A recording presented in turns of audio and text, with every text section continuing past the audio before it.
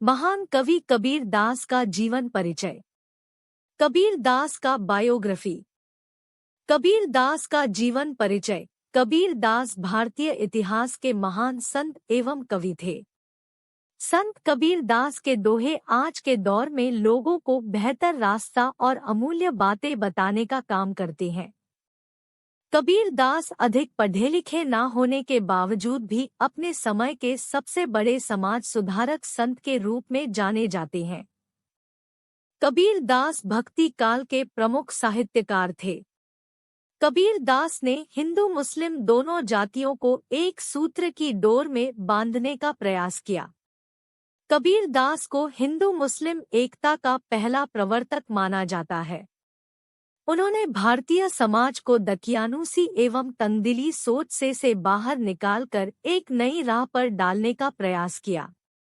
आज इस लेख के माध्यम से हम आपको कबीर दास के जीवन परिचय से अवगत कराएंगे। आशा करते हैं आपको यह लेख पसंद आएगा। पूरा नाम कबीर दास। जन्म संवत 1455, लहरतारा, उत्तर प्रदेश। माता पिता का नाम अज्ञात, विधवा ब्राह्मणी।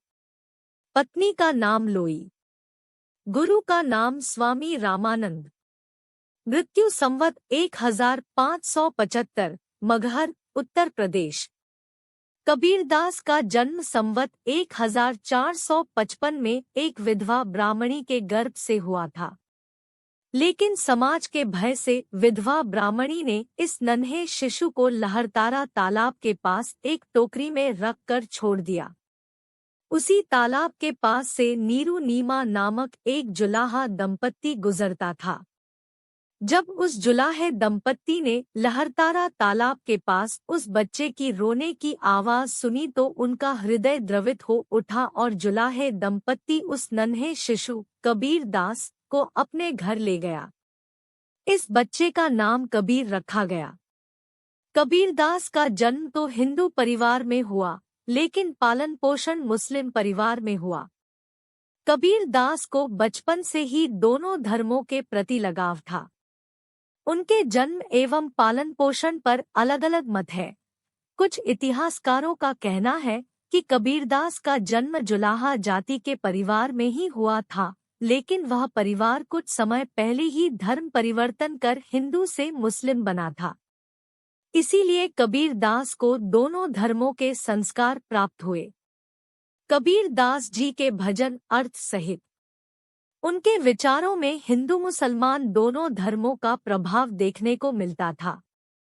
कबीरदास जी के बारे में कहा जाता है कि वह एक बार काशी के घाट पर बैठे हुए थे। इसी दौरान स्वामी रामानंद जी वहां आ पहुंची।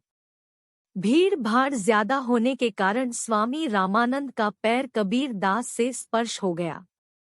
जब स्वामी रामानंद जी को इस बारे में पता चला तो उनके मुंह से राम राम शब्द निकल पड़े। इसी घटना के बाद कबीरदास ने स्वामी रामानंद को अपना गुरु मान लिया और गुरु मंत्र के रूप में राम राम का जाप करने लगे।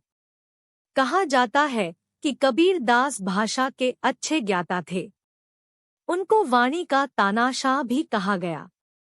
कवियों के मतानुसार कबीरदास ने जिस बात को जिस रूप में प्रकट करना चाहा उसे उसी रूप में भाषा से कहलवा दिया।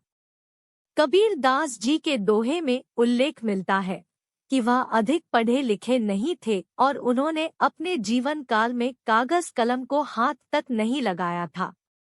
उनके शिष्यों के द्वारा कागज पर उनके दोहों को शब्दों के माध्यम से गढ़ा गया था।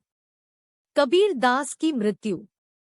कबीरदास ने लगभग 120 साल की उम्र पाई। बताया जाता है कि वह अपने अंतिम दिनों में मगहर चले गए। उन दिनों समाज में यह अंधविश्वास जोरों पर था कि काशी में मरने वाला व्यक्ति स्वर्ग एवं मगहर में देह त्यागने वाला व्यक्ति नरक को प्राप्त होता है।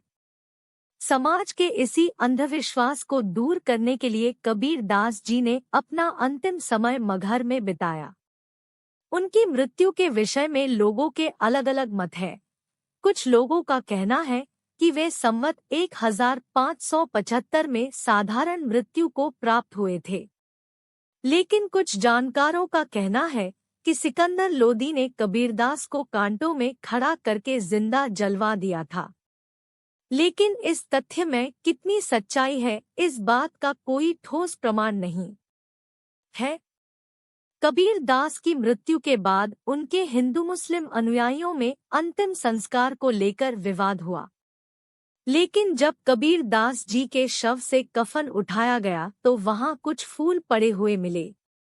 बाद में दोनों धर्मों के लोगों ने फूलों को बांटकर अपने अपने धर्म के अनुसार कबीरदास जी का अंतिम संस्कार किया। वर्तमान समय में मगहर में कबीरदास जी का मंदिर एवं मजार साथ साथ बनी हुई है। कबीरदास जी समाज के एक ऐसे संत जो पूरी दुनिया के प्रेरणा स्रोत है। उनकी रचना साखी, सबद और रमैनी आज भी लोगों को अज्ञानता से ज्ञान की राह दिखाती है।